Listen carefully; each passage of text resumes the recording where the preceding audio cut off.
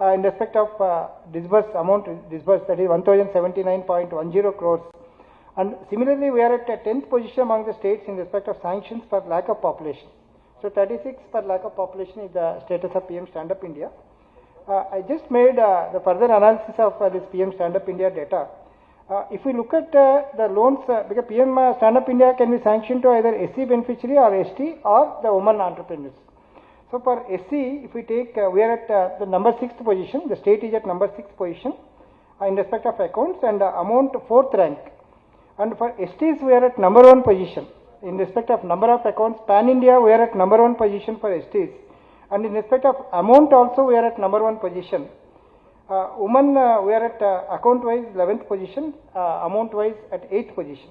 So this is a further analysis of this Stand Up India data. If you look at the PM EG Employment Guarantee Program, under flagship program of Government of India. So under PMEGP, banks have sanctioned loans to 2,494 projects, achieving 85% of the targets in respect of projects and 113% in respect of the margin money targets. And among the southern states, there is a small comparison here among the southern states. The data indicates that we are at 3rd position in respect of margin money achievement. And NPA in PMEGP have slightly gone up from 5.56% to 5.58% in absolute terms, and the NPAs have gone up by 4.87 crores during the quarter in absolute terms.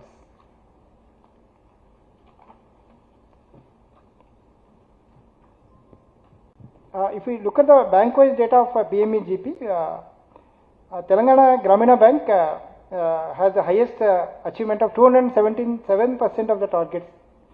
Hats off and congratulations. 277 is amazing by 277%, followed by Bank of India 267%, equally great achievement, and TS CAB 123%. Agri Infrastructure Fund, the progress as on 31st March. Banks have cumulative target of 1,875 crores, against which 2,401.15 crores have been sanctioned by banks, thereby achieving 128.06% of the targets. And SBI has the highest sanctions of 538.74 crores, followed by Union Bank of India with 512 crores. And an amount of 963.52 crores is still pending to be disbursed with the banks. So if this is also disbursed, maybe the outstanding and sanctions also will go up further. PM FME, the Pradhan Mantri Formalization of Micro Food Processing Enterprises. So under PM FME, as against a target of 3,245, banks have sanctioned 3,502 units, achieving 108% of the stipulated targets. In respect of pendency, there is 1,838 applications are pending for sanction, of which 313 are for below 30 days and 214 are between 30 to 60 days, and 1,311 are of more than 60 days old. Some of them are even of 90 days old. Request all the banks to clear them, take a decision to sanction or not to sanction. Total pendency has come down from 2,361 to 1,838, a significant reduction in the pendency during the quarter. 730 applications are sanctioned, but disbursement is pending, and highest pendency is at TGB, followed by Union Bank of India. So request all banks to clear the pendency. Southern states performance, if we look at under PM FME, we are in top position along with the Tamil Nadu. That is we have shared the first position with Tamil Nadu with 96% of the targets achieved.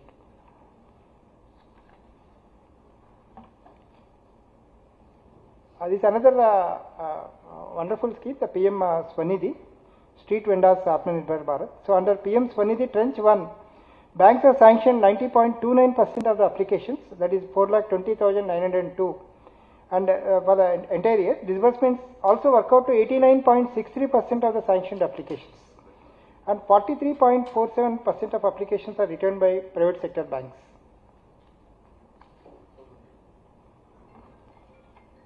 If we look at the bank-wise data of Tranche 1 of PM Swanidhi, SBI sanctioned highest number of applications, that is 1,78,294, followed by Union Bank of India with 1,02,180.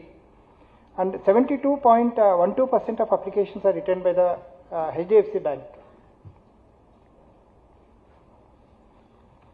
Under tranche 2 of PM Swanidhi, 2,09,121 applications are sanctioned by banks, which works out to 81.47%, of which public sector banks sanctioned 1,77,432 applications, and RRB sanctioned 12,822, and private sector banks sanctioned 603, and disbursed 79.65% of the application sanctioned, and 29.09% of applications are returned by private sector banks. If we look at the bank-wise data of tranche 2, SBI sanctioned the highest number of applications, 98,674, that 92.97%, followed by Union Bank of India, 50,807, which works out to 77.90%. Under PM Swanidhi tranche 3, 48,103 applications are sanctioned by banks, which is 81.45%, and disbursed 47,007 applications, which is 79.59% of the applications received. So this again the bank-wise data of the tranche 3 of PM Swanidhi. SBI sanctioned highest number of applications, 19,986 at 95.53%, followed by Union Bank of India, 14,965, 88.64%. Again, we made a comparison the Pan India, the PM Swanidhi. Under tranche 1, we are at number 5 position, the 5th position. Telangana state is at 5th position. Tranche 2, we are at 3rd position. Tranche 3, we are at 3rd position. It's a great performance by the banks. The 3rd position among all the states is a great achievement. Maybe we can look for the number 1 position in the next quarter. Lending towards government sponsored schemes, further the credit flow under day NRLM SHGs for urban and the rural SHGs if we look at. So as far as the credit flow to rural SHGs are concerned, the banks have disbursed 15,453.19 crores, achieving 102.77% of the targets. And NPAs under rural SHGs have slightly come down from 2.63% to 2.26%, the positivity during the quarter. And in respect of urban SHGs, banks have disbursed 2,997 crores, achieving 160.97% of the targets. And NPAs under urban SHGs have also slightly come down from 4.35% to 4.08% during the quarter. This is bank-wise progress under SHGs, NRLM and also the NULM. It is shown separately in both the tables. Under SHG NRLM, Central Bank of India achieved the highest, that is 178.93%, followed by Canara Bank with 154.74%. Under NULM, Union Bank of India achieved the highest, that is 196.36%, followed by Canara Bank 185.91%. This credit flow under education loans, under priority sector education loans, banks have disbursed 784.97 crores, and under non-priority sector 2,330.34 crores during the financial year. 0.69% of the education loans are NPAs with the banks. Very encouraging, in fact, 0.69% is only the NPA. Under priority sector housing loans, the banks have disbursed 4,069.45 crores during the financial year, and 0.49% of the home loans are NPAs with the banks. Unbanked rural centers within the 5 kilometers radius, in fact, as on 31st December, DFS advised that there are only 3 URCs, and which are already taken up with the respective banks, and SBI arranged one CSP at Savati village, and Punjab National Bank at DOT, both of them they confirmed that there is no network at Ailapur village, and that is also informed to the DFS, and TGP conveyed that the new Raipur village submerged under the SRS project. So as at the moment, as on 31st March, there are no URCs which are pending, which are advised by the DFS as on 31st March in the state of Telangana. This is the TFIAP, the Targeted Financial Inclusion Intervention Program. As part of this, we have 3 aspirational districts which are identified by the DFS, Bhadradri, Kottagudem, Asifabad, Komaram Bhim, and Shankar, Bhupalpalli. If we just look at the data here, the progress made, achieved. In fact, this is the data received from the DFS direct. A review of progress is done on key performance indicators of operative CASA accounts and PM JJBY, PM SBY and APY enrollments against the benchmark targets in respect of these three aspirational districts. And great thing is all the three districts have achieved the benchmark targets under all parameters except Asifabad district achieving only 94% in respect of PM SBY enrollments. Other than this, all others well exceeded 100%. Sir, yes. PM Adarsh Gram Yojana is also financial inclusion initiative to cover the public. Sir, yes. Yes, sir. This is APY performance. Under APY, banks have made 3,88,890 enrollments, achieving 85.21% during the year. Financial literacy initiatives, there are 80 FLCs in the state spreading financial and digital literacy among the general public. Yes, sir. These FLCs have conducted 5,848 camps during the year. And all the districts, 33 districts in the state are 100% digitally enabled, and one way or the other, the digital mode of transactions are being carried by these districts. Yeah. Yes, sir. Yes, sir. This is already discussed, sir. This is already discussed. This oil palm cultivation, so banks have outstanding loans of 109 crores, and during the financial year, banks have disbursed 40 crores. This Pradhan Mantri Awas Yojana, PMAY so far subsidy of 1,624 crores has been passed on to 70,392 beneficiaries. The CD ratio, which I already conveyed, that 125.53% is the CD ratio recorded. So Dharani portal, whatever issues are being raised by the banks from time to time, they are being escalated to the technical team. 11 RCTs, they have trained 7,640 candidates during the year. These issues remaining DCC at DCC and DLRC. In fact, many LDMs are not conducted the DCC in view of the model code, and they will be completing during the course of this week.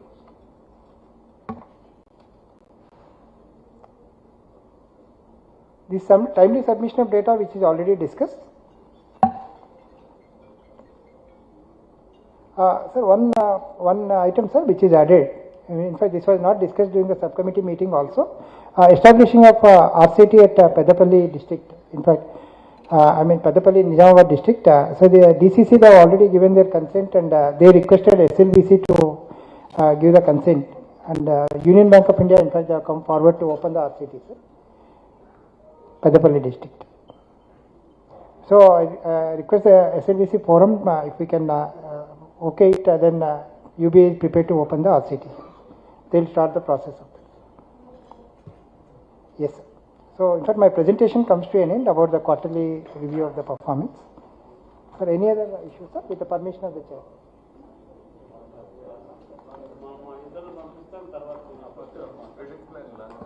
Yeah, we will go for launching of three. Sorry? So launch.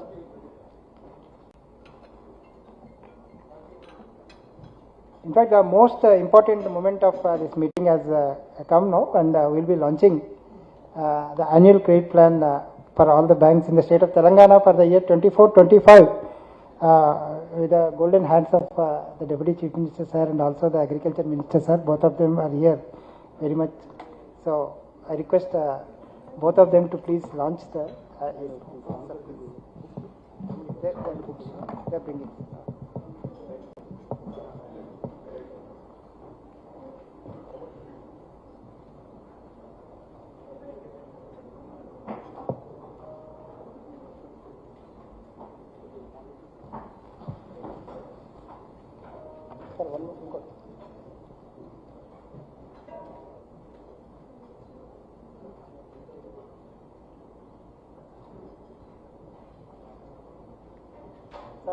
Sir, I request Honorable Deputy Singh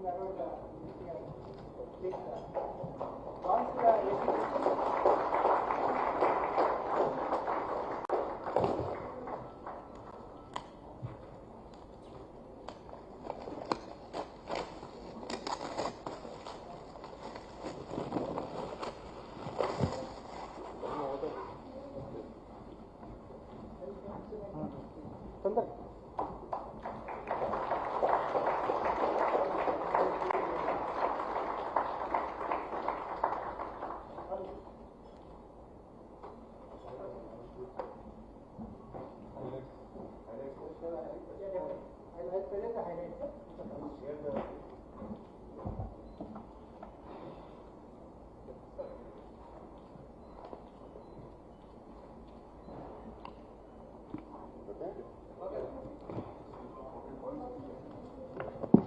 So in fact, the path for all the banks for the next year, it's being presented in this booklet. So thank you so much, both the Honorable Deputy Chief Minister, sir, and also the Honorable Minister for Agriculture for launching this annual credit plan, sir, for the banks and giving destination to the banks for this year. I'll quickly take you through the presentation. Very brief highlights about the credit plan if you look at.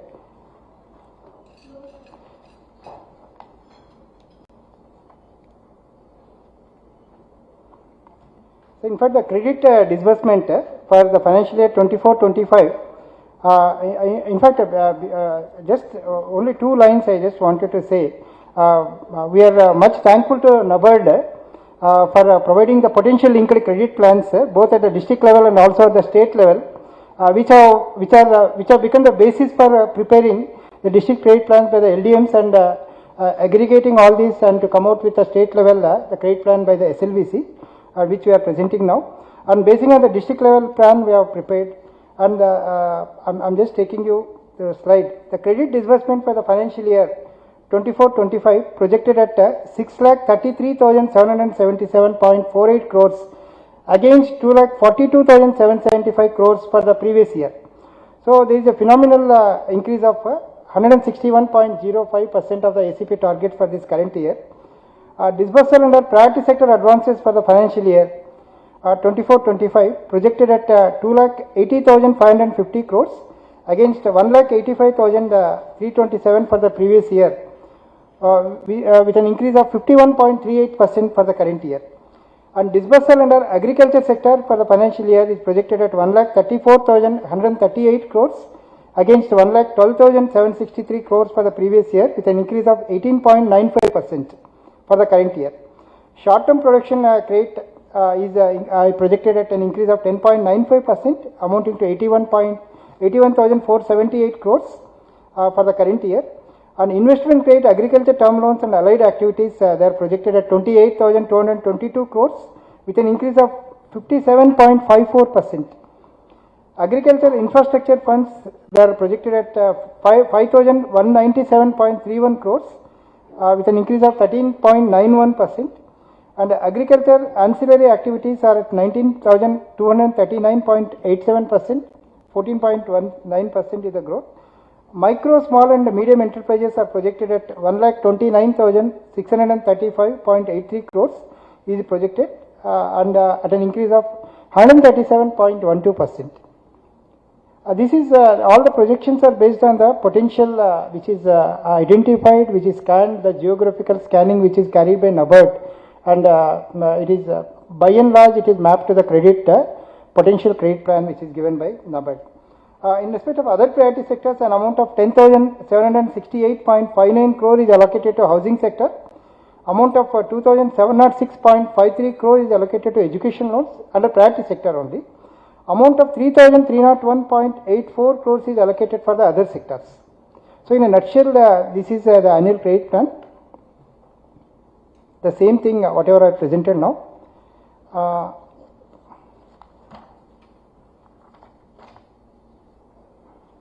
This also the other way of presentation. The same thing is given in the booklet also, which will be given to all of you. The ACP booklet will be given to you. Sir, just at a glance, if we see the major bank-wise the share of priority sector advances, sir, SBI has the highest share of 19.82% of the total ACP target which is being given, followed by Union Bank of India with 12.74% and HDFC Bank with 10.69%.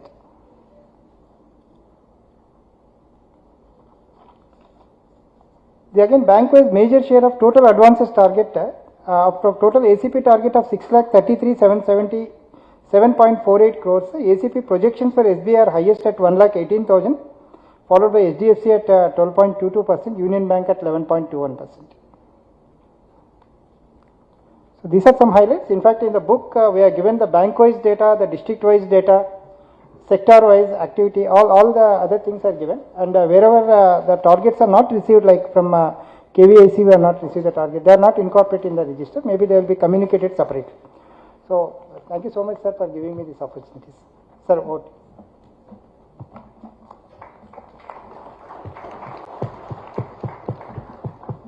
Yeah, Thank you, Srihari, for the detailed presentation to this August forum on the 41st SLBC quarterly review and annual launch of the credit plan.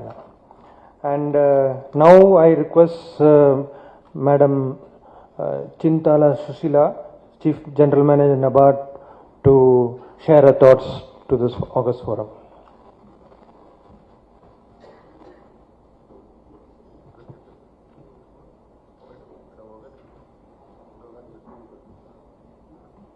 Good morning, everybody.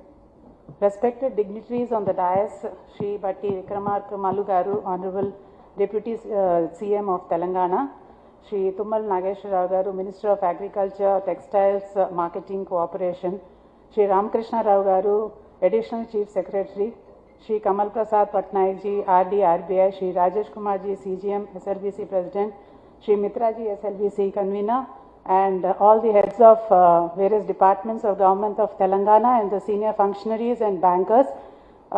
Very warm morning, and at the outset I would like to extend my hearty congratulations to SLBC and to all the bankers for having surpassed the targets that were set for last year 23-24, which is 123% of the target, and I think we all need applause for that. And all the more because of Telangana is celebrating a decade of its formation, and banks and NABARD, Reserve Bank of India, have been playing a very active and crucial role in the development of the state. That doesn't mean that we are satisfied. There's so much more to do, and I'm sure that with the convergence of initiatives of our bankers, NABARD, RBI and state government, we'll be able to take it forward on a better plane. Coming to NABARD, we have been supporting the state in various ways. One, by providing refinance both for production and LT credit, and very glad to say that 1.32 lakh crore was disbursed for the entire country for term loan, of which Telangana has contributed 7%. And we've also been providing concessional finance to cooperatives and RRBs so that the augmentation of credit at the ground level takes place at an affordable rate. Similarly, as I've already said that while we acknowledge our progress, there is so much more to do. I'll just highlight the major areas that NABARD has been doing and what we have done during this year. NABARD has been a facilitator in promoting investment credit in agriculture allied activities. Towards this end, we have been coming up with unit costs year after year. And the other day, during the annual action plan of SERP, I was inquired whether we have the unit cost for dairy, because for SHGs, a plan has been launched by the state government, and we said yes, it is available for over a period of many years, and we have finalized the latest unit cost for the year 24-25 too. And we have brought in some 3-4 activities this year, that is in the fishery sector, biofloc unit, circulatory aquaculture system were included last year. And I am very happy to state that SBI, HDFC Bank and Telangana Gramin Bank have come forward in supporting this kind of startup activity, and we have woven this activity around SHGs, and the state government has also observed the progress and the success of this program, and they have directed all the districts to take it forward as a pilot. Similarly, we brought out unit cost in farm mechanization. We have been taking cognizance of small and marginal farmers, affordability and the latest technology. So recently we came across a 3-wheeler battery operated farm mechanization vehicle which enables regenerative agriculture, and it is most suitable for small and marginal farmers. So this is how NABARD keeps on spotting what are the latest technologies available in the state or the country and how it can be launched in the state. And we not only support in the development of the technology, but we also take it forward by including it in the unit cost and also conducting several workshops across the state to sensitize the bankers how to come forward and fund them. And we have an army of district development managers which have been on that front to take forward these kind of interventions. Coming to infrastructure support to state government, we have been actively engaged with the state government in funding under various funds, that is RADF, NABARD infrastructure development assistance, the credit facility for federations for procurement operations, the direct refinance assistance, the DIDF Fisheries Infrastructure Development Fund, and happy to share that cumulative sanctions of 11,602 crores have been given under RIDF, 14,516 crore under NIDA, and 160 crore under DIDF as on 31st March 2024. And projects which have been sanctioned for infrastructure facilities broadly cover agriculture, irrigation, social and rural connectivity, Mission Bhagiratha, Kaleshwaram, micro irrigation, dairy infrastructure, government schools, oil palm area expansion in the state, construction of agriculture, college building, renovation, check dams, upgradation of rural roads, the list goes on. And this is how we contribute to the state capital formation, and it creates opportunities for the bankers also to fund the borrowers. I request the state government to please put forth some high value projects under RIDF this year, and also help in increasing the borrowing power, which is now pegged at 1,000 crores, whether it can be increased to at least 1,500 crores. Then to take forward the agriculture to a higher level, it's time to come up with agri-value chain financing, and we all do understand that this is the most sustainable and effective way of reaching a small and marginal farmer with the potential to benefit a significantly greater proportion of the entire rural population. Banks can benefit from such portfolio expansion and diversification by bundling and cross-selling these products, and agri-value chain financing may be thought of on the commodity-specific value chain, identifying the potential and challenges, and NABARD has been conducting workshops and also studies on these products. I think in Telangana we can concentrate on the turmeric, chili and the cotton value chain. Coming to financing of farmer producer organizations, we have contributed a lot in the promotion and strengthening of the farmer producing organization, and a lot more need to be done. We have about 380 FPOs, out of which about 160 have been credit linked, and we also provide credit guarantee for all the member level institutions, that is the banks, up to 2 crores through our subsidiary called NABSAM Rakshan, and around 40 crores has been funded this year, and the leading banks have been SBI, HDFC, ABGVB, TGB, NAB Kisan, Kotak Mahindra Bank. And coming to Agri Infrastructure Fund, presentation has already been made how it has been done. But before that, I would say that in March 2023, this AIF PMU was established, which is now right now housed in NABARD, but it has been established by the state government of Telangana through NAPCONS. And post setting up this unit, there has been a amazing development on this front. And when it comes to annual sanctions, Telangana state ranks second in the entire country. And when it comes to total sanctions, we are sixth. The figures have already been rolled out, that is, it is 2,400 crores, and the disbursement are to the tune of 14,1688 crore. And again, congratulations to SBI for leading the show, followed by UBI, HDFC and Canara Bank. When it comes to agriculture, I think we are not far away when it comes on the digital front. Development of Agri-Stack is nothing short of the next big revolution in the Indian rural economy. And as on date, 12 states have entered into an MOU with central government for Agri-Stack, and Telangana is one among them. And the status of implementation in Telangana is State Agricultural Department has prepared the crop registry and uploaded in Agri-Stack, and the department is also in the process of preparing a farmers registry.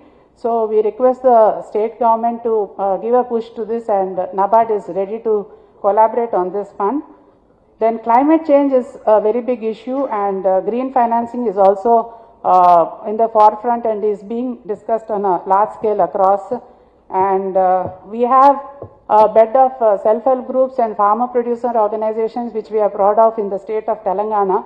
Probably we should launch them as the warriors of climate change before we lose any time.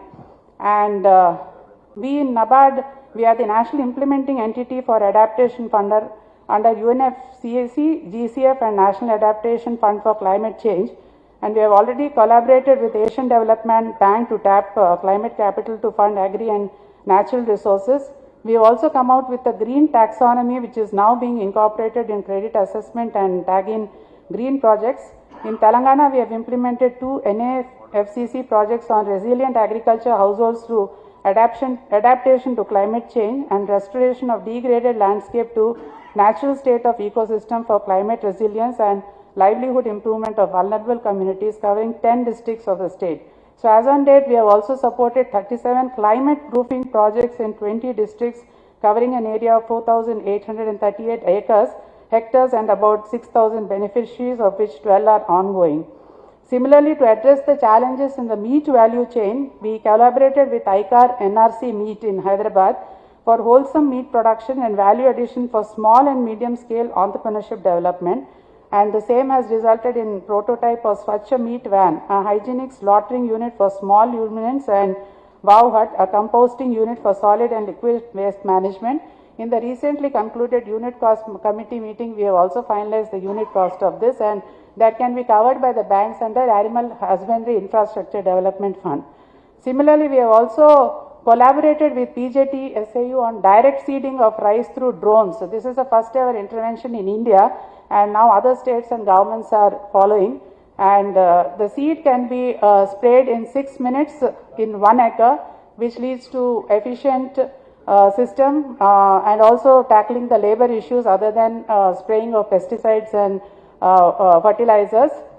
Similarly, drone pilot training is something which needs to be taken up on a priority basis in the state. Then we have also taken up digital facilitation for enhancing profitability of farming community, wherein a collapsible van goes into the remote areas of the state and it collects soil samples, land use plan survey, irrigation, fertigation, capacity building and market linkage. We are given to understand that on similar lines, the Raitu Vedikas in the state are also being activated. And coming to support to startups, I think if we need quick and fast development in the agriculture, which is the need of the hour, very essential to collaborate startups with the agri front. And we have been taking up the issue with SLBC, and thanks a lot to Rajesh Kumarji and Mitraji for having included our idea of inviting the startups, AIDEA and Ag Hub to the SLBC meetings, and I'm sure this would sort of foster the bank linkage for the startups in future. Credit potential has already been announced by the officer of SLBC, so I will not reel out the figures. While the potential for 24-25 have been released, the work in NABARD for the year 25-26 has already started, the PLP work. So it's a year-long exercise at our end. A few things which I would like to highlight for the bankers and government departments is the achievement of targeted credit plan and credit deepening, particularly investment credit, may be followed up. Crop diversification by farmers for better income generation and credit support for processing sector may be highlighted. Telangana is the forerunner in the new oil palm mission, and oil palm has started yielding results in the state, and it has a huge potential for becoming the #1 state in the edible oil hub. So, and maybe on the lighter note, it also addresses the monkey menace in the state, this oil palm cultivation. And we have also come up with a startup which advocates low-cost greenhouse for vegetables, etc. Because when we go for field visits, we are often told that this menace has been not allowing them to cultivate vegetables. So this low-cost greenhouse would definitely be a savior for the farmers. It is heartening to note that the state government is taking steps to implement the crop insurance based on the PM Fasal Bima Yojana, as highlighted by NABARD in the earlier forums. And I also congratulate the government for coming up in a very large way for the SHG women on the lines of Mission Shakti. And this is where the heart of NABARD lies, and we see a lot of convergence between NABARD, the government and the banks too. And a food for thought that though we are achieving ACB targets, yes, we also need to focus on the end use of the credit and also look at the block-wise disparity in the district, and banks to reach out to the pockets which are still untouched. So with the monsoons having set in, we pray that it augurs well for the state and bless our farmers with good crop and productivity. Thank you.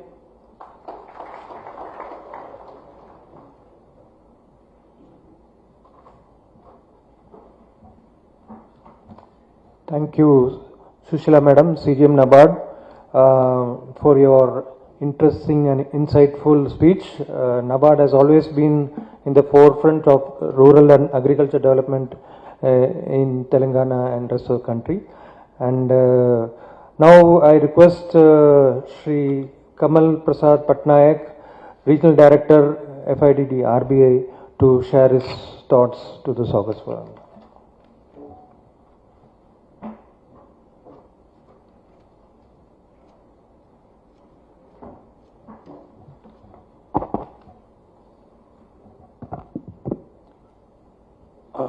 Honorable Vatti Vikram Marka Garu, Deputy Chief Minister, Sri T. Nageshwar Garu, Minister for Agriculture, Sri Ramkrishna Rao Garu, Special Chief Secretary Finance, Madam Sushila CGM from NABARD, Sri Rajesh Kumar CGM SBI, and all the distinguished guests in today's meeting. First of all, I must thank the Convener Bank SBI for launching this ACP today, and it's actually my first meeting, having come from J&K region to this new state Telangana, which is already 10 years old. But I'm really privileged that the presence of the Deputy Chief Minister, the Minister for Agriculture, and the Special Chief Secretary, adds, the dignity, grace, and the weight to the importance attached to the SLBC meetings. I must congratulate both the NABARD and the SBI for bringing out a very ambitious ACP document, which I feel is a roadmap which a state like Telangana, which has just a 10-year-old, but on the path of a very rapid progress. I can say with my experience of 6 different states and stint abroad, Telangana has been, one of the most progressive state prior to bifurcations, but it created because some regions were not attended and some region require focused attention, and that is actually what we see today in reality. Now, I was told that I will not speak about statistics and data because as already all my speakers before me has already discussed. But I will share my thoughts because we have just seen that world's biggest democratic exercises that has taken place.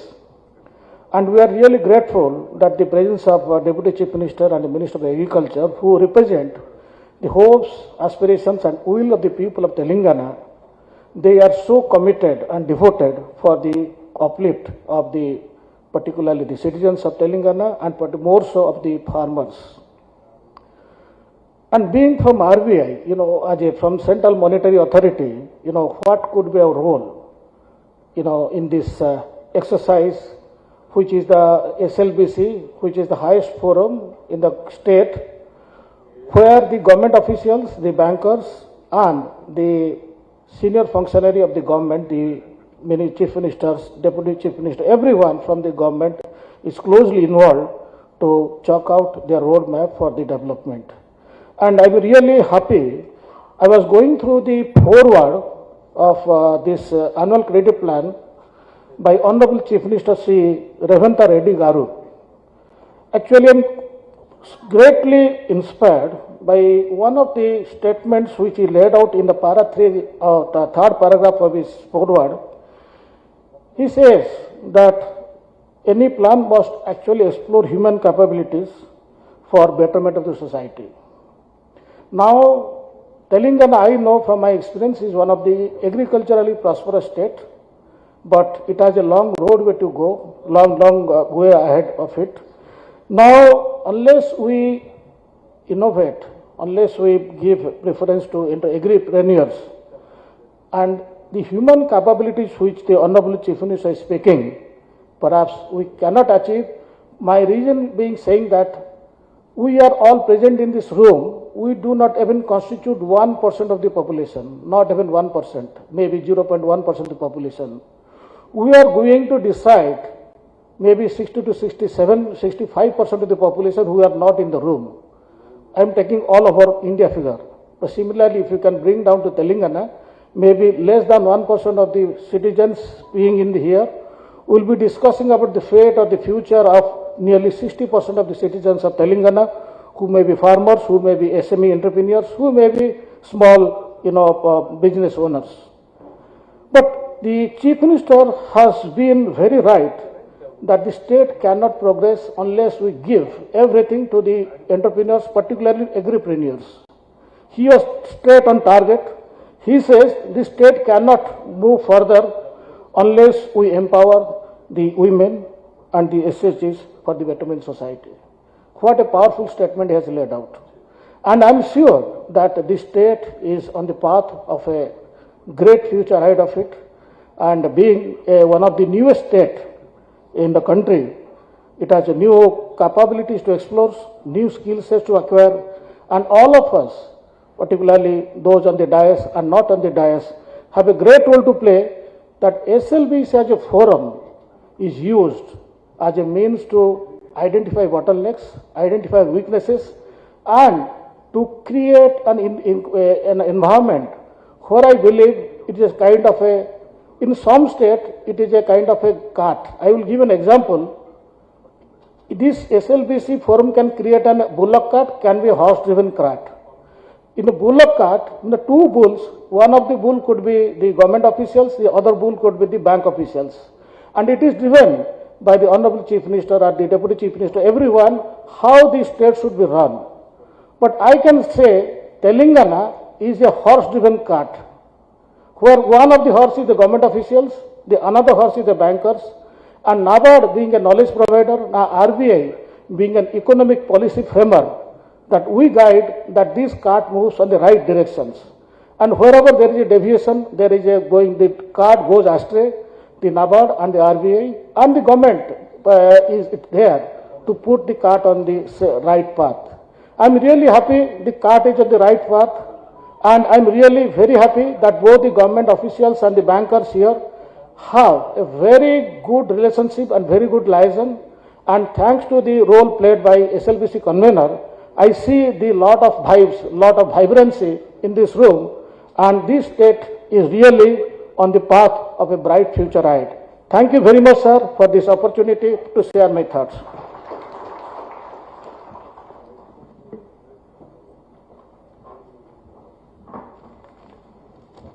Thank you, Kamal Prasad Patnaik, sir, Regional Director, FIDD RBI, for your very inspiring and interesting observations and encouragement given to this forum of bankers. And we will definitely keep up your inspiring words will be converted to action by us, and we'll definitely reach the goals set under the ACP. And here I now request Shri Tumala Nageshwar Rao Garu, Honorable Minister for Agriculture, Marketing, Cooperation, Handloom and Textiles, Telangana, to share his thoughts to this forum.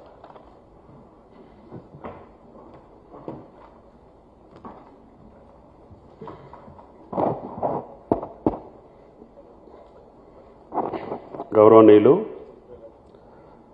41వ SLBC అదేవిధంగా annual credit plan కూడా ఈరోజు release చేయటం, వేదిక మీద ఉన్నటువంటి పెద్దలు గౌరవనీయులు ఆర్థిక శాఖ మంత్రులు భట్టి గారు, ప్రియమైన మా సెక్రటరీ రామకృష్ణరావు గారు, కృష్ణ భాస్కర్ గారు, రాజేష్ కుమార్ గారు, పట్నాయక్ గారు, సుశీల్ గారు, మిత్రా గారు, ప్రియమైన కార్యక్రమంలో పాల్గొన్నటువంటి పెద్దలందరికీ, మిత్రులందరికీ హృదయపూర్వక నమస్కారం. సంతోషం, మీ ప్రొజెక్షను చాలా ఆనందంగా అందరూ సంతోషపడేటట్టుగా మీ ప్రొజెక్షన్స్ ఉన్నాయి.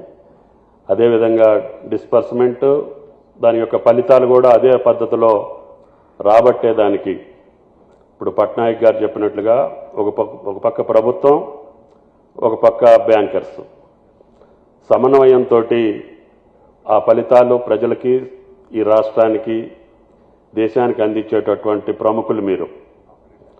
ఈ సొసైటీలో క్రీమ్ ఏదన్నా ఉందంటే బ్యాంకర్స్లోనే ఉంటారు.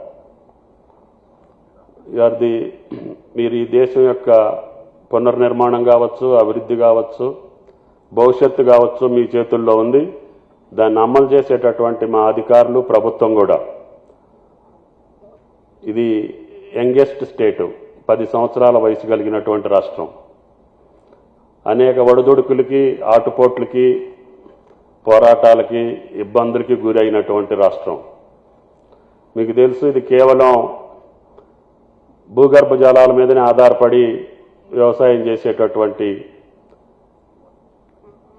కాలమాన పరిస్థితుల్ని అనుకూలించక ఈనాడు కృష్ణానది జలాలు మీరు చూస్తున్నారు, గోదావరి జలాలు తీసుకునే దాంట్లో ఇబ్బందులు కూడా మీరు చూస్తున్నారు. కేవలం వర్షాధారం తప్పితే చిన్న చెరువులు, కుంటలు తప్పితే భూగర్భ జలాల మీదనే ఆధారం. వీటిని దృష్టిలో పెట్టుకొని ఈ వ్యవసాయ రాష్ట్రాన్ని కొత్తగా ఏర్పడ్డటువంటి రేవంత్ రెడ్డి గారి ప్రభుత్వం ఏ రకంగా సక్రమైనటువంటి పద్ధతిలో, సరైనటువంటి రీతిలో ముందుకు తీసుకెళ్ళటానికి మీ సహాయ సహకారాలు అవసరం అని చెప్పి మేము భావిస్తా ఉన్నాం. గతంలో కూడా ఇరిగేషన్కి సంబంధించి కోటయ్య గారు NABARD చైర్మన్గా ఉన్నప్పుడు మీడియం ఇరిగేషన్ ప్రాజెక్టులు ఒక 30 ప్రాజెక్టులు ఈ రాష్ట్రంలో కంటిన్యూగా పెండింగ్లో ఉండి 30 సంవత్సరాలు వాటికి అతిగతి లేకపోతే ఆయన గారిని అడిగితే ఒకేసారి 300 కోట్లు ఇస్తే 30 ప్రాజెక్టులు పూర్తి చేసినటువంటి చరిత్ర ఈ రాష్ట్రంలో ఉంది. అదేవిధంగా లిఫ్ట్ ఇరిగేషన్స్ కావచ్చు, వ్యవసాయానికి సంబంధించినటువంటి NABARD సేవలు కానీ, అదేవిధంగా మొన్ననే నేను చెప్పాను గ్రామీణ బ్యాంకు సేవలు గ్రామీణ ప్రాంతాలు విస్తరించిన తర్వాతనే కొంతవరకు రైతాంగం వెసులుబాటుకు వచ్చింది. ఇప్పుడు మీ శాఖలు కూడా నాకు తెలిసి 6,415 ఈ రాష్ట్రంలో ఉన్నాయని చెప్పారు. కానీ రూరల్ ఏరియాలో మాత్రం కేవలం 1,874 ఉన్నాయి. ఇంకా సంతోషం, LWE అంటే ఎక్స్ట్రీమిస్ట్ ఏరియాలో కూడా ఎక్కువ ప్రాంతాన్ని కవర్ చేశారని చెప్పారు. దానికి ధన్యవాదాలు కూడా తెలియజేస్తున్నాం. తప్పకుండా గిరిజన ప్రాంతం, గోదావరి పారివాహక ప్రాంతంలో, అటవీ ప్రాంతం కావచ్చు, గతంలో అనేక సమస్యలతోటి ఆ ప్రాంతానికి మన సేవలు అందలేదు. ఈ మధ్యకాలంలో మీరు ఆ ప్రాంతాన్ని కవర్ చేశారు. అది ఆసిఫాబాద్ కావచ్చు, భద్రాచలం కావచ్చు, అదేవిధంగా పెద్దపల్లి, జయశంకర్, భూపాలపల్లి ఆ జిల్లాలు ఈరోజు ఊపిరి పీల్చుకునే స్థితికి మీ బ్యాంకింగ్ వ్యవస్థ వచ్చింది. కాబట్టి దానికి అభినందనలు తెలియజేస్తున్నాం. అదేవిధంగా భారత ప్రభుత్వం కానీ రాష్ట్ర ప్రభుత్వం ప్రవేశపెట్టినటువంటి సోషల్ సెక్యూరిటీ, ఇన్సూరెన్స్ పథకాలు ఇంకా ప్రజలకి అవగాహనకి వెళ్లాల్సినటువంటి అవసరం ఉంది. వాటి టార్గెట్స్ను కూడా మీరు పెంచుకోవాల్సిన అవసరం ఉంది. వాటి వల్ల లబ్ధి పొందేదానికి, ఆ సబ్సిడీ పథకాలు అనుభవించేదానికి ప్రజలందరికీ వెసులుబాటు ఇవ్వాల్సినటువంటి అవసరం ఉంది. అదేవిధంగా మీ ప్రొజెక్షన్లో 161% ఇంక్రీజ్ చూపించారు ఈ సంవత్సరం. కానీ అగ్రికల్చర్కి నాకు తెలిసి 57% వచ్చింది. అందుట్లో అగ్రికల్చర్ సెక్టార్కి, అదేవిధంగా ఇన్ఫ్రాస్ట్రక్చర్కి, యాన్సిలరీ యాక్టివిటీస్కి కేవలం 14%, 13% ఉంది. వాటిని ఇంక్రీజ్ చేయాల్సినటువంటి అవసరం ఉంది. మీ ప్రొజెక్షన్లో 161% కను మా రంగాలకు వచ్చేసరికి బాగా తగ్గిందనేది నా అభిప్రాయం. వాటిని RBI యాడ్స్టిక్స్ అంటే RBI నిబంధనలకు అనుగుణంగా చేస్తున్నామని చెప్పొచ్చు. మీరు RBI కూడా ఆలోచన చేయాల్సినటువంటి అవసరం ఉంది. ఈ కింది సెక్టార్లకి మీరు ఎక్కువ సహాయం ఇతోధికంగా ఇవ్వాల్సినటువంటి అవసరం ఉంది. అదేవిధంగా బ్యాంక్ కంట్రోలర్స్ అందరూ కూడా ఈ యొక్క మీరిచ్చినటువంటి లోనింగ్ డీటెయిల్స్ అన్నీ రాష్ట్ర ప్రభుత్వానికి సక్రమమైనటువంటి పద్ధతిలో, సరైనటువంటి పద్ధతులు అందిస్తే మాకు ఇంకా వెసులుబాటు ఉండే అవకాశం ఉంది. మా పథకాలకి కరెక్ట్గా రేపు రైతు భరోసా కావచ్చు, లేదా రైతు బీమా కావచ్చు, అదేవిధంగా ఇన్సూరెన్స్ పథకాలు కావచ్చు, మీ యొక్క డీటెయిల్స్ మాకు సక్రమంగా సరైనటువంటి పద్ధతిలో రాష్ట్ర ప్రభుత్వానికి అందివ్వాలని చెప్పి మిమ్మల్ని కోరుతా ఉన్నాం. అదేవిధంగా చింతాల గారు చెప్పారు, ఆయిల్ ఫామ్కి సంబంధించి గతంలో ఏపీకి ఒక్కదానికే పర్మిషన్ ఉండేది. మేము గత కొద్ది రోజుల క్రితం తెలంగాణ ప్రాంతానికి కూడా పర్మిషన్ తెచ్చుకున్నాం. ఇంతకుముందు ఒక ఖమ్మం జిల్లాలోనే అవకాశం ఉండేది. ఇప్పుడు తెలంగాణలో ఉన్న 31 జిల్లాలు కూడా ఆయిల్ ఫామ్కి అనుకూలంగా కార్యక్రమం మొదలుపెట్టాం. పెద్ద ఎత్తున కనీసం ప్రతి సంవత్సరం 1,00,000 ఎకరాలు ఆయిల్ ఫామ్ సాగు చేసేదానికి అవకాశం తీసుకున్నాం. దానికి సంబంధించినటువంటి కార్యక్రమాలన్నీ కొనసాగుతున్నాయి. అన్ని బ్యాంకులు కూడా మీరు ఇచ్చిన దాంట్లో ఆర్ఐడిఎఫ్ కింద 221 కోట్లు మీకు ఇస్తే అందుట్లో 18,000 మందికి రైతులకు ఆయిల్ ఫామ్ సాగు చేపట్టారు. అందుట్లో మీరు ఇచ్చినటువంటి సహాయం 50 మంది ఉన్నారు. 18,000 మంది రైతులు ఆయిల్ ఫామ్ సాగు ప్రారంభిస్తే బ్యాంకులు ఇచ్చినటువంటి సహాయం 50 మందికి ఉంది. అది మీరు ఒకసారి గమనించాల్సినటువంటి అవసరం ఉంది. మా రామకృష్ణరావు గతంలో ఉన్నటువంటి పెండింగ్ మొత్తం అగ్రికల్చర్ సెక్టార్కి సంబంధించిన డ్రిప్ కావచ్చు, ఇంకా ఇన్ఫ్రాస్ట్రక్చర్ సంబంధించినటువంటి పెండింగ్ బిల్స్ అన్నీ కూడా ఆయన గారు శాంక్షన్ చేస్తున్నారు. కాబట్టి ఆయిల్ ఫామ్కి కావాల్సింది డ్రిప్ ఇరిగేషను, ఆయనకి 3 సంవత్సరాలు అది పంటకు వచ్చే లోపల అతని వెసులుబాటుకు కావాల్సినటువంటి పెట్టుబడి కూడా మేము ఇస్తున్నాం. సబ్సిడీ సుమారు 50,000 ప్రతి ఎకరానికి ఇచ్చే అవకాశం ఉంది. రేపు రాబోయే కొద్ది రోజుల్లోనే ప్రతి జిల్లాలో కూడా ఆయిల్ ఫామ్ ఫ్యాక్టరీ వచ్చే అవకాశం ఉంది. చాలామంది రైతులు ముందుకొచ్చేస్తున్నారు. కాబట్టి ఆ పంట ఇప్పుడున్న అన్ని పంటల్లో కంటే మేలైనటువంటి దిగుబడితోటి పాటు రాబడితోటి పాటు ఇప్పుడున్నటువంటి ప్రకృతి వైపరీత్యాలకు దూరంగా ఉండేటటువంటి అవకాశం ఉంది. ఇందాక మేడం గారు చెప్పినట్లుగా కోతులతోటి భయం లేదు, తుఫాన్లతోటి భయం లేదు, అదేవిధంగా దొంగలతోటి భయం లేదు. మార్కెటింగ్ ఇమ్మీడియట్గా మేమే తీసుకెళ్లి ఫ్యాక్టరీలో ఇమ్మీడియట్గా తెల్లారి ఆయన అకౌంట్లో పైసలు వేస్తున్నాం. ఆ పంటకు సంబంధించినటువంటి యాడిస్టిక్స్ అన్నింటిని కూడా తప్పించి ఎంతవరకు వీలైతే అంతవరకు ఆయిల్ ఫామ్కి సంబంధించినటువంటి వ్యవసాయాన్ని తెలంగాణ రాష్ట్రం అనుకూలమైనటువంటి రాష్ట్రంగా మీరందరూ గ్రహించి దానికి హితోధికమైనటువంటి సహాయ సహకారాలు అందించాలి. దానికి కావలసినటువంటి సపోర్ట్ మొత్తం కూడా మా ఫైనాన్స్ మినిస్టర్ గారు చూస్తున్నారని చెప్పి కూడా విజ్ఞప్తి చేస్తున్నాం. అదేవిధంగా ఫుడ్ ప్రాసెసింగ్ యూనిట్లు ఎక్కువ ఉంటే మనం పండించేటటువంటి హార్టికల్చర్ పంటలన్నీ కూడా వ్యర్థం కాకుండా ఉంటాయి. దానికి సంబంధించినటువంటి ప్లాన్ మళ్ళీ మీరు ఇచ్చినటువంటి ప్రొజెక్షన్స్లో తూచా తప్పకుండా ఈ ప్రాసెసింగ్ యూనిట్స్ కానీ వ్యవసాయ అనుబంధ రంగాలకు సంబంధించినటువంటి అంశాలు యానిమల్ హస్బెండరీ కావచ్చు, అదేవిధంగా అన్నిటికీ మీరు హితోధికంగా సాయం చేయాలని చెప్పి మీ అందరికీ విజ్ఞప్తి చేస్తున్నాం. ముఖ్యంగా మనందరం ఆలోచన చేయాల్సింది, దశాబ్దాలుగా అన్ని ప్రభుత్వాలు రైతే రాజు రైతే వెన్నెముక అని చెప్తున్నాం, నడుస్తూ ఉంది. కానీ కొన్ని ఫిగర్స్ చూస్తే భయం వేస్తుంది. కొన్ని మల్టీనేషనల్ కంపెనీలు కావచ్చు, కొన్ని సంస్థలు కావచ్చు, వ్యవస్థలు కావచ్చు, ఇన్ఫ్రాస్ట్రక్చర్ ఏజెన్సీలు కావచ్చు, 1,000 కోట్లు 1,00,000 కోట్లు మన బ్యాంకుల దగ్గర నుంచి తీసుకొని ఇప్పుడు వాళ్ళు మనుషులు కనపడట్లేదు. మీకున్నటువంటి నిబంధనల ప్రకారంగా ఇస్తే ఇన్ని 1,00,000 కోట్లు వాళ్ళు ఏ రకంగా ఎగ్గొట్టగలుగుతున్నారు అనేది సామాన్య ప్రజల మస్తిష్కంలో ఉండేటటువంటి ప్రధాన సమస్య. అంటే మీ మీద ఉన్నటువంటి విశ్వసనీయత కూడా తగ్గే పరిస్థితి ఉంది. బ్యాంకులు ఇన్ని 1,000 కోట్లు ఒకే వ్యక్తులకి ఇన్ని 1,00,000 కోట్లు ఏం పెట్టుకొని ఇచ్చారు? ఇప్పుడు నేనంటే ట్రాక్టర్ తీసుకోవాలంటే నా భూమి పెట్టుకొని తీసుకుంటున్నా, కట్టలేకపోతే నా భూమి మీదకి ఏలానికి వస్తున్నారు. ఈ మల్టీనేషనల్ కంపెనీలు, ఇన్ఫ్రాస్ట్రక్చర్ కంపెనీలు అన్నీ కూడా ఎన్పీకి ఎన్సీఎల్టీకి వెళ్ళి మళ్ళీ అదే కుటుంబంలో వాళ్ళు 1,000 కంపెనీ ఆస్తిని 100 కోట్లు కొంటున్నారు. How it is possible? ఏ రకంగా జరుగుతుంది? ఆ ఫిగర్స్ చూసి ఎగ్గొట్టిన వాళ్ళని చూసి మేము కూడా దానికి అలవాటు అవ్వాల్సిన పరిస్థితి వస్తుంది. కాబట్టి దయచేసి ఇటువంటి డిస్పారిటీ ఉండకుండా, పేదలకు ఒక న్యాయం పెద్దలకు ఒక న్యాయం కాకుండా అందరికీ సమానమైనటువంటి రీతిలో ఈ వ్యవస్థ పనిచేయాలనేది నాకు ఆకాంక్ష.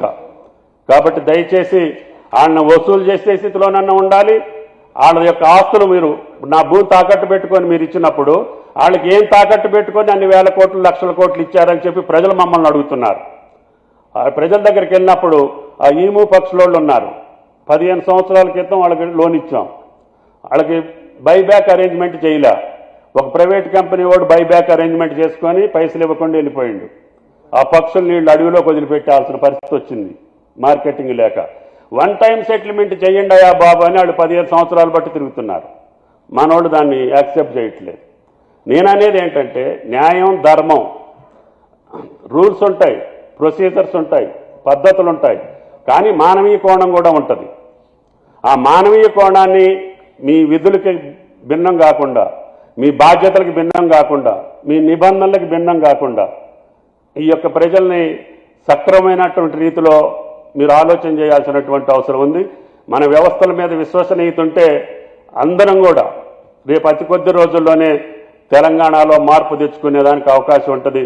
కాబట్టి దయచేసి అందరం ఆ ఆలోచన చోటు చేసి ఈ రాష్ట్ర ప్రభుత్వ కార్యక్రమాలకి రాష్ట్ర ప్రభుత్వం ప్రవేశపెట్టేటటువంటి మా బట్టి గారు ఇచ్చినటువంటి ఏమంటారు ఫైనాన్షియల్ ఇది ఇబ్బంది ఉన్నా అన్నీ కూడా క్రమశిక్షణతోటి పోవాలని చెప్పి ఈ రాష్ట్రాన్ని ముందుకు తీసుకెళ్లడం కోసం రాష్ట్ర ప్రభుత్వం చేసే ప్రతి చర్యకి తోడ్పడాలని చెప్పి మిమ్మల్ని ప్రార్థిస్తూ సెలవు. Thank you.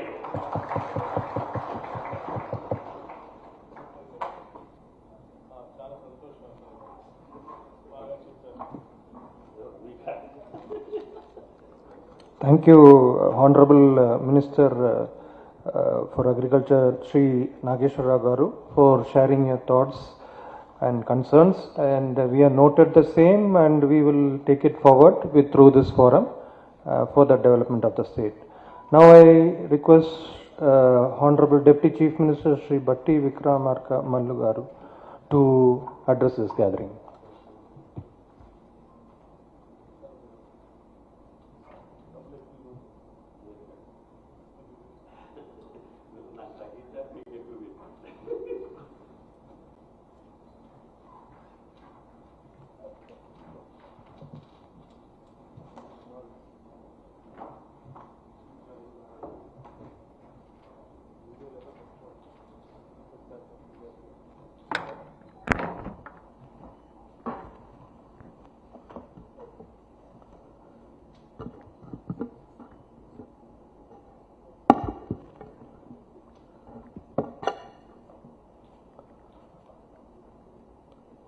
Honorable Minister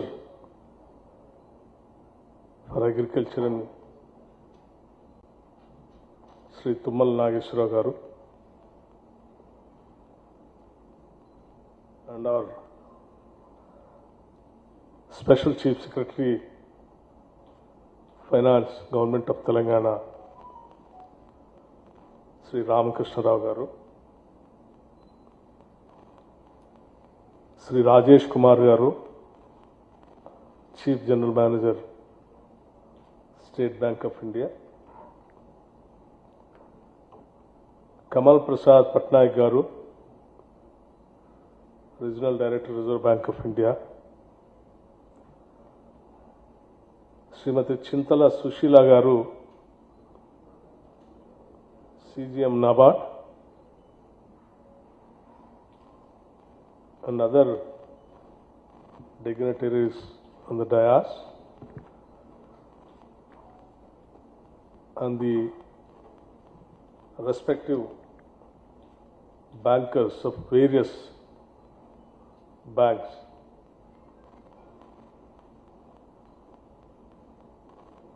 I appreciate and welcome all of you for conducting this SLBC timely and with a positive approach. I am very happy to note the positive performance of the banks during the financial year 2023-24 in various segments of priority sector advances.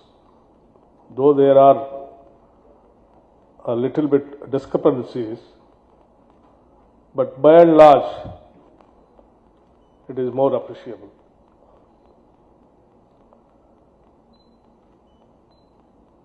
Another interesting item to observe in CD ratio of the state stands at 125.53%.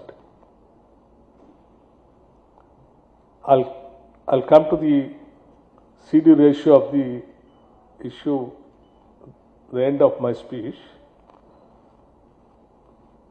And also it is appreciable that priority sector lending targets are achieved to an extent of 123.56% of targets during the year. As you all aware, as our Honorable Minister also mentioned very clearly to Sri Tumal Naiswara garu, the state is very young and it is a very fast developing, growing state also. And it's a very progressive state also. And it has a very good qualities of attracting many industrial houses to the state. Like you have a beautiful outer ring road, international airport, all kinds of universities, very good skilled based institutions, lots of human resources to cater the needs of industrial houses, cosmopolitan, and no language problem also, and good weather. So everyone is trying to come to Hyderabad and Telangana to establish and set up their business houses.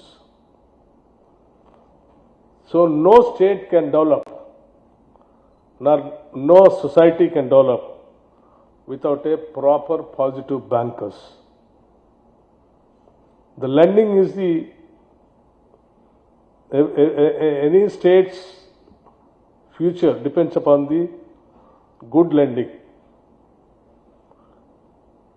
This society has transformed very well from I think Telangana state was full of money lenders once upon a time. It has been transformed into a beautiful commercial bank lending, where with a less rate of interest and proper approach, with a priority sector lending, with a social responsibility. So lending is the main thing for development of any state. So our state SLBC, I request and expect that you too be a very benevolent and reasonable in lending the money to the various industrial houses and middle class poorer sections also, so that the state can really grow in a better way and it can compete with all the progressive states of the world, not only the country.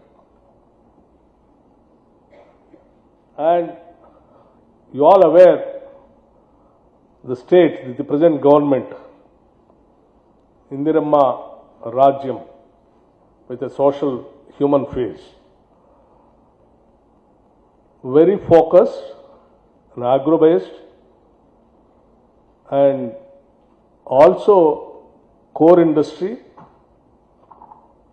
software industry, hardware parks, and all other industrial clusters also we are planning.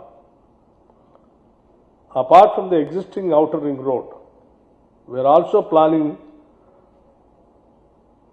a very long and lengthy regional ring road also, while connecting all the districts of the state. That really changed the face of the state. Urban, semi-urban and rural area. 3 areas we are planning to develop in a different clusters to attract the many other industrial houses also to the state. I request the bankers to be very, aggressive in lending to these kind of sectors, like particularly pharma industry, which is coming very fast to the state, and also like housing industry, and even agro-based industries also we are planning so that it can encourage the farming community. And also we are trying to develop the Musi river front to face the city of Hyderabad on the lines of Thames River, which is there in London. We are focusing very seriously on this project. All along the Musi River, we want to develop the clusters of various activities of the business and the entertainment also. So in future, we are all dreaming the state of Telangana in such a way with a proper mix of agro and industrial development with a growth of on par with any other developing countries or developed countries. So I request all the bankers to plan your proper lending in, at least in the fourth year, 2024 and 25, 26 also, to the state of Telangana to become one of the fast growing states in India. Various development initiatives are being taken up by our government. State government has prioritized the growth of agriculture sector through various initiatives such as the Raitu Bharosa scheme, investment support, bonus to farmers for certain eligible crops, implementation of major and medium irrigation projects, 24/7 free power to agriculture sector, etc., etc. These initiatives are resulting in an increase in the share of agriculture and allied sectors. Increase of paddy production is enabling the state to emerge as one of the major suppliers of the paddy to the Food Corporation of India, and now apart from the Food Corporation of India, now the Government of India is also encouraging the ethanol process to blend ethanol in the petroleum products. So any amount of paddy production and maize production can absorb by the industrial houses. So no problem at all in future. Like earlier, previous years, we used to, farmers used to come on the roads by demanding the state governments to procure their products. But now there is no problem at all, because there is a lot of demand for not only food corporation food grains, apart from the other industrial usages like ethanol products and all that. To support, as our Honorable Minister, Agriculture Minister, Sri Tummal Nageswara, what he expressed, like, oil palm cultivation in the state, the government is extending all needed support for taking up this farming activity. There was earlier there used to be a lot of, pending financial support to the farming sector and even the horticulture sector. Now our government has taken a decision of not to keep in a single pie also pending for the agriculture production or to support the farming community. That's the reason we immediately cleared more than 100 crores the oil palm industry, whatever the bills are pending. In future also we want to encourage, like, poly houses, drip irrigation, sprinklers, and even mechanization of farming also we wanted to encourage so that the production can increase without much burden on the farming community. And also, as you said, as you said, even in your book also you mentioned the oil palm industry. The Government of India notified potential area of 3.29 lakh hectares, 8.14 lakh acres in 25 districts of Telangana, apart from already notified area. That means the Telangana state is a very potential state to develop the oil palm industry. So I request bankers to come forward comfortably and lend the money for these kind of farming activity. And also business-friendly policies of the proactive measures being taken by the government to facilitate business are creating a conducive environment that will augment industrial growth in the state.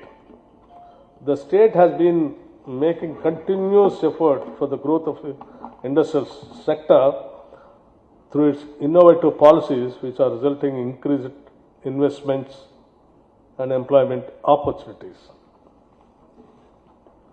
The MSME sector is one of the highest employment generating sector in the state.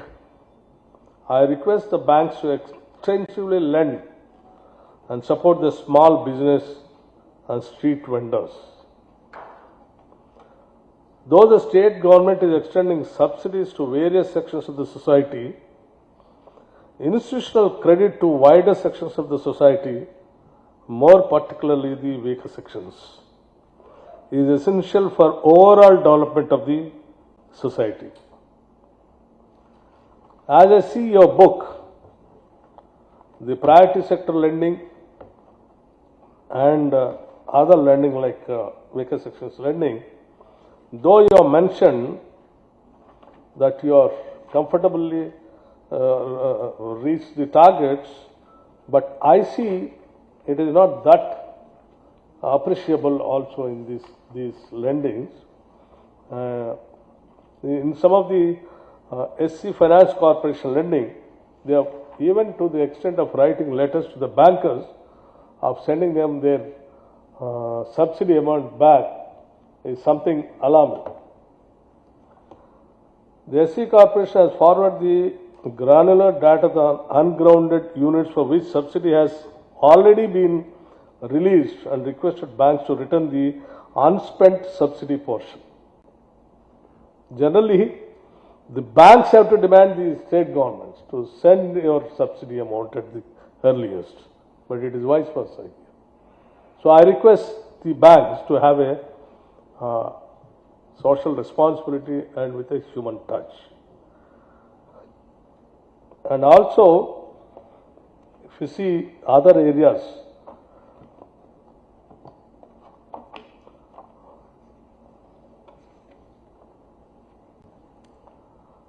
Pradhan Mantri Mudra Yojana scheme, there also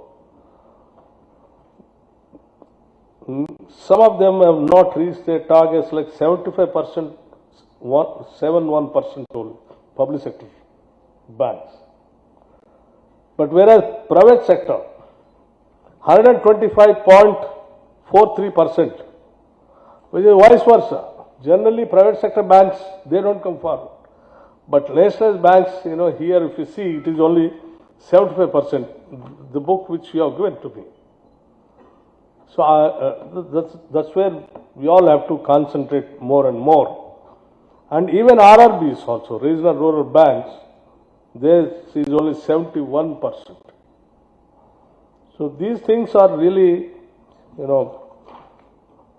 making us to feel little worried. And also, other things like, social, the public sector undertaking banks in the sense of nationalized banks, the Government of India, the then Government of India nationalized them for a specific purpose of you becoming the part of the growth of this nation by lending to the needy people also. This is where I think we all have to concentrate. And the CD ratio also. National banks deposit somewhere around 4,17,000 crores. Whereas private banks, generally people, they think twice to go to the private banks. But whereas here in Telangana, it is touching near 3,07,000 crores. there is no much difference between nationalized banks and the private banks. That means people are going towards the private banks. And the branches also, if you see, the nationalized banks are having more number of branches, 3,134 branches. And whereas the private banks are very less in number, 1,741 branches only. With this less branches itself, they have collected the deposits of 3,00,000 crores, is something where the nationalized banks have to think seriously. We have to go for more marketing of making them people to deposit their deposits, and we have to create more confidence about the nationalized banks and all that. Why? Because the private banks, they don't have much, they might be doing lending and priority sector lending might be touching, but social banking they are not touching at all. Private banks, only nationalized banks only are doing their level best. So we have to be more, you have to take the more share of the society in collecting the deposits also. Towards empowering women and a better society, I urge the banks to extensively lend to women and self-help groups and continue to surpass the targets set for lending to self-help groups. Here I wanted to request my Chief Minister, Sri Reddy Garu, and the entire cabinet is thinking very seriously about the self-help groups. Self-help groups are going to be our lifeline for the state development tomorrow. We are planning in such a way, not less than minimum of 20,000 crores in a year. We want the bankers to lend money, the interest-free loans, whereas the total interest will be borne by the state government. And we request the bankers to extend full-length support in these schemes so that, why we are focusing seriously means other social support systems where you have a more number of NPAs. But whereas in self-help groups, you don't have much NPAs at all. Your recovery percentage is very high. It is because the self-help group members are having a total support system right from each group to the state level. So everywhere the self-help group members are being trained, guided and motivated also to make use of the money, whatever they are getting from the banks and the support from the state government. So they are doing good business and paying back also to the bankers.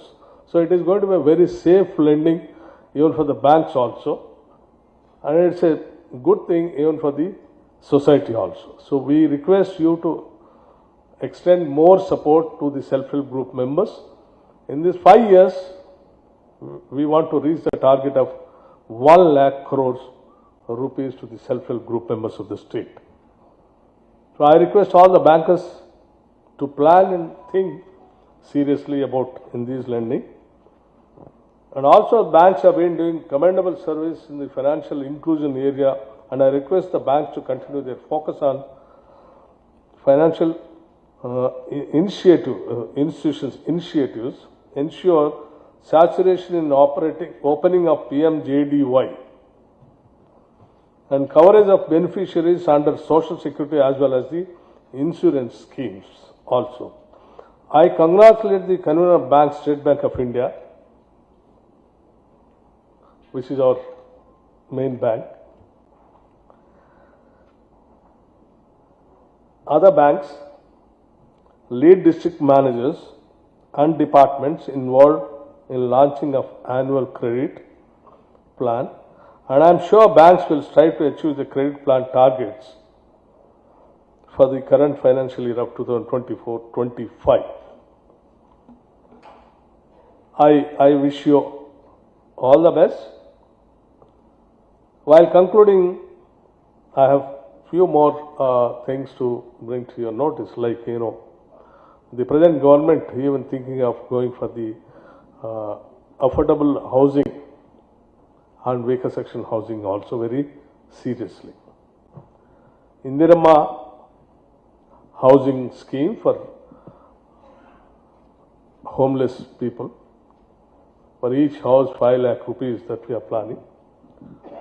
So not less than 4,50,000 to 5 lakh houses we want to construct in every financial year. So I request there also you can think about it. And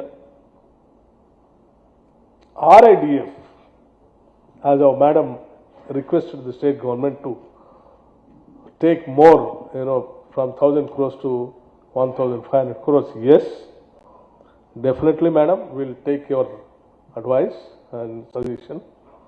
We'll try to take 1,500 crores RIDF for a better cause of the society. And also, I'm going to assure you, the Telangana state is one of the states where you don't have a power problem at all, electricity. 24/7 we are giving the power. And we are coming out with a proper new energy policy also. So that even in future also, though good number of industries and business houses, even if they come more in large number also, where will not be having any power problem at all in the state. I am assuring you this, on behalf of the state government, that power is going to be surplus in the state, and that's going to be one of the major reasons for the development of the state also. So you can assure, as bankers, whoever comes to you, and industrial houses, Hyderabad is, the Telangana is the state where you don't have a water problem, where you don't have a power problem, where you don't have a human resource problem, where you don't have a language problem, where you don't have any problem at all. There is a destination for the country and the world also. This is what you can, on behalf of the state government, you can make a suggestion to all the industrial houses, whoever coming. And the state is a very friendly government with the bankers, and even in the recovery also, not only the lending, even the recovery also. I know we understand your major problem will be recovery only. Even in recovery also, we are here to extend all our support and cooperation to the bankers. But our request is to see to that you reach your targets: priority sector lending, welfare lending, industrial lending, and other, wherever you have any other innovative lending, please go ahead, and the state is with you. Thank you very much. Thank you. Thank you.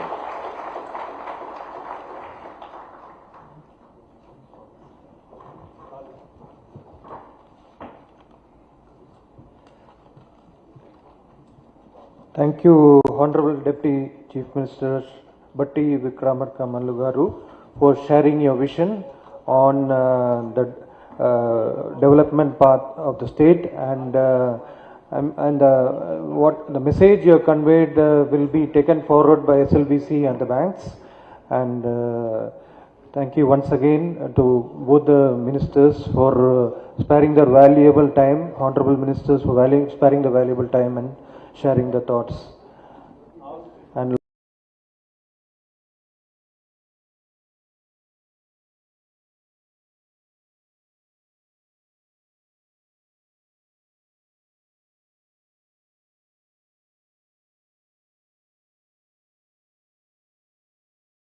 the best technologies become invisible. As we imagine, so it becomes. And that's why Akamai gives you the option of centralized cloud computing and edge cloud computing, but seamlessly knits the two together. What will you build next?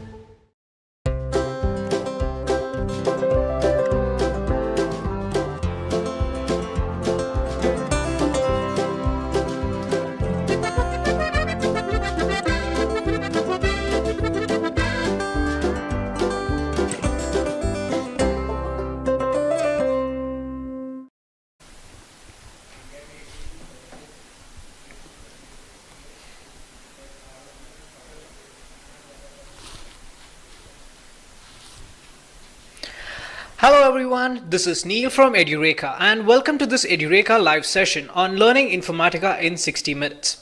This is the second installment of our Business Intelligence Tools series, and in our previous session we had looked at Power BI.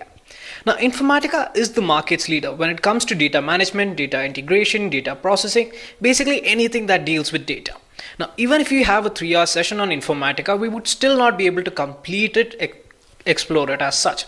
However, post today's session, I'm quite sure most of you would be able to work with Informatica and begin your journey on playing with data through Informatica Power Center. Now, moving forward, let's look at today's agenda to get a better understanding of what we'll be discussing as part of this session. Now, the first thing we'll try to understand is what exactly is business intelligence. Now, Informatica is a tool that provides you a business intelligence based solution. So let's try to understand what is business intelligence first. After that, we'll try to understand what is extract, transform and load, because this is a tool that performs this operation. So it's essential that you understand how extract, transform and load works. Moving on from there, we'll talk about Informatica Power Center 10, and then we'll be looking at the various tools associated with Informatica Power Center, starting from Informatica Power Center Administrative Console, and the 4 remaining tools of Informatica would be explored through a demo as part of this session. Now I hope you guys are definitely looking forward to this session, and I request you to be a bit patient because this is a long session as such. Now, we'll begin with the first topic of today's session, that is what exactly is business intelligence. Now, business intelligence is one of the biggest buzzwords in today's industry. Everybody wants to know what it does, how it works out. So let's try to understand business intelligence first. Now, business intelligence basically is a group of techniques as well as tools wherein you gather your data from different sources. Once you have your data from different sources, you bring it onto a common platform that is usually a data warehouse. Once I have my data present here, that is all the data from different sources in a common point, then from this data I can perform various analysis and make it quite easy for the end user to understand this. Now, to put it quite simply, let's take it in this way. Let's say your boss comes up to you and tells you, okay, gather the data from all my sales departments and then show me a result or a visualization which tells me how my sales department is performing. Now for that, first what you need to understand is that not all the departments would be using the same kind of application to store their data. So first what I need to do is that I need to bring the data from all these applications to a common platform.